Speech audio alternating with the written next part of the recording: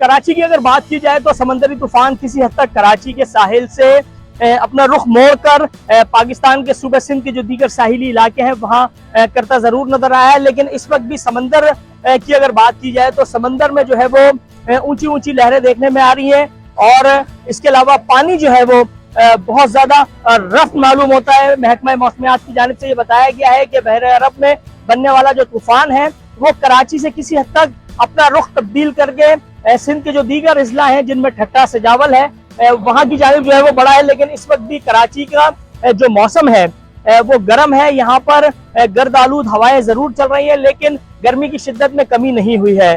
जो महकमा मौसमियात की जानिब से मालूमात फराहम की गई है उसमें यह बताया गया है कि आइंदा 2 से 3 रोज तक कराची के मुख्तलिफ इलाकों पे हल्की और तेज बारिश जो है वो हो सकती है। इसके अलावा ये भी बताया गया है कि जो समंदर है वो बहुत ज्यादा रफ रहेगा जो इस वक्त नजर भी आ रहा है। इंतजामिया की जानिब से लोगों को पाबंद किया गया है कि वो साहिल की जानिब न आए और साहिल से जो है वो दूर रहे क्योंकि समंदर बहुत ज्यादा रफ है और किसी भी किस्म का नाखुशगवार वाकया जो है वो यहाँ पर पेश आ सकता है।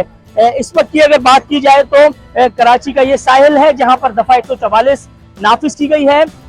कंटोनमेंट बोर्ड है, इसके अलावा हुकूमत सिंध की जो मुख्तलिफ इदारे हैं वो यहाँ पर फायल नजर आते हैं। पुलिस की नफरी तैनात की गई है, यहाँ आने वाले तमाम रास्ते बंद कर दिए गए हैं ताकि लोग समंदर की जानिब ना आए।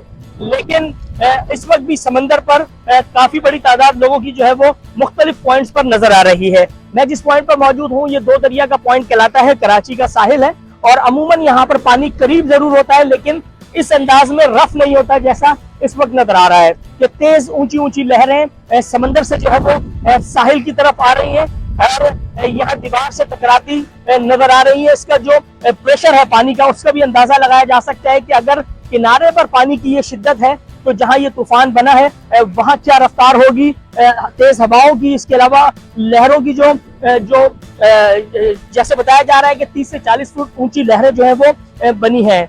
तो हुकूमत सिंध की जानिब से कोशिश यही की गई है कि वो लोग जो साहिल के करीब रिहाइश पजीर हैं उन्हें यहाँ से जो है वो मुख्तलिफ मुकामात पर मुंतकिल किया जाए।